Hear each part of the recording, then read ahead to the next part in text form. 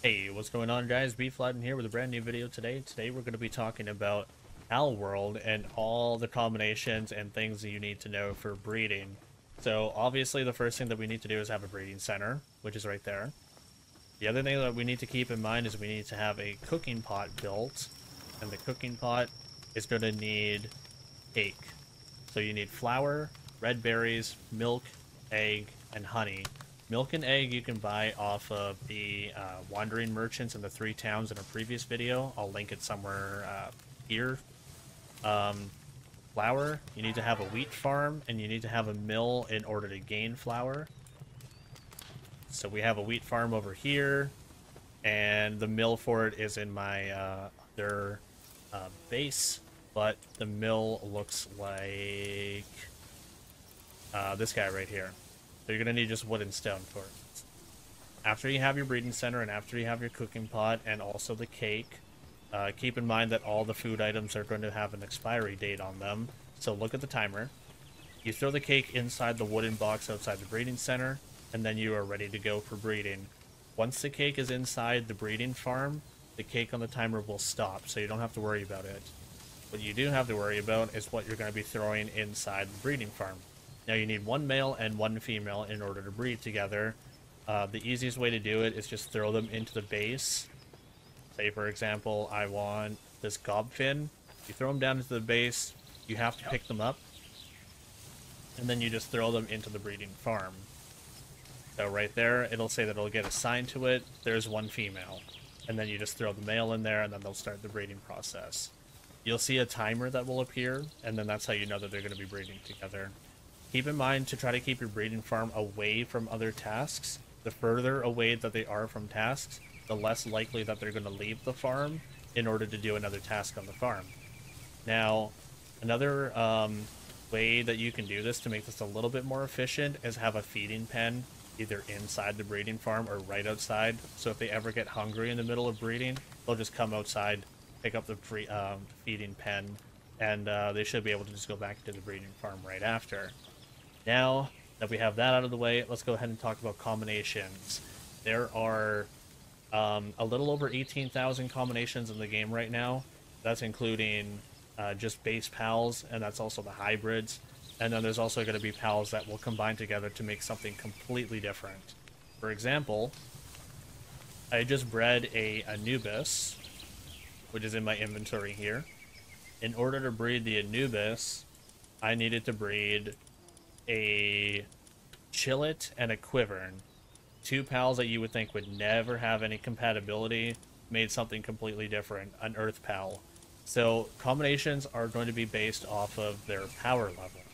When you have two parents that are together, it takes an average of the power level, and whatever the power level averages out to, rounding down, I believe, is the pal that's going to come out from it. For example, to make this a little bit easier on all of us, here is a Google Docs of all the combinations that are here and recorded in the game. Now, in order to read this properly, say for example, I want this Flambell, right? In order to get this combination of Flambell, I'm going to need a Cativa, and then also into fork onto this side, I need a Pangullet. Say for example, I want this Who Crates, so I'm going to need a Fuak, and then I'm going to need a Vixie. So then that's kind of how like it triangles together. That's how you can know what makes what. And there's also going to be many different combinations to get different pals. But there's also some combinations that are the same.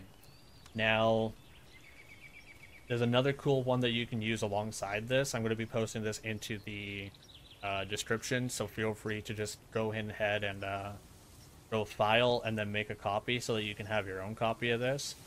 But the other thing that's cool alongside this to have on your ally is the calculator tool.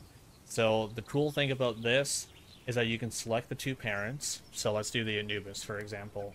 We have Chillet. Chillet has a power of 800. We'll take Chillet, and then we will take Quivern. Quivern has a 350 power, and then as you can see, it will equal out Anubis. Anubis is the way that that is made. So If you can find it on the Google spreadsheets, or if you want to see the power and get it a little bit quicker that way, this is how you can do it, and use those two together in order to find your breeding combination.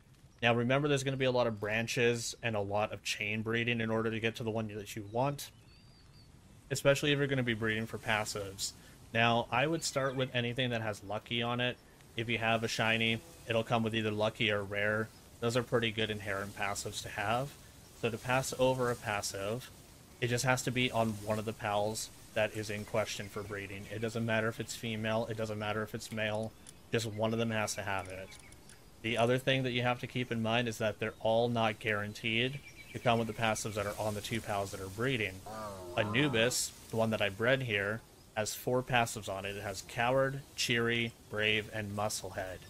The 2 pals that I used to breed that Anubis have Lucky, Power of Gaia, Brittle, Cheery, Motivational Leader, Power of Gaia, and Coward. The only 2 that passed over from here was Cheery and Coward, which are both on Quivern. The other ones did not appear at all. So the other 2 were randomly rolled. I got lucky with Musclehead, but I did not get the Motivational Leader or the Lucky that I was looking for, which means that you're just going to have to keep on breeding them together. It doesn't mean that they won't ever show up. It just means that you need to have some RNG on your side. Unfortunately, cakes take forever in order to make, so make sure that you have a kindling pal with you. The higher the kindling, the better. It'll help you out cake making alongside your own work speed, because it does take quite a while to make cakes. Other than that, find the combination that you're looking for, make a copy of the Google spreadsheets. I will post it in the description. Feel free to use that to your advantage and breed as many pals as you can. Good luck on the RNG, and I will see you guys in the next one. My name is BeFlattened, and I'm signing on out of here. Take care, all. Laters.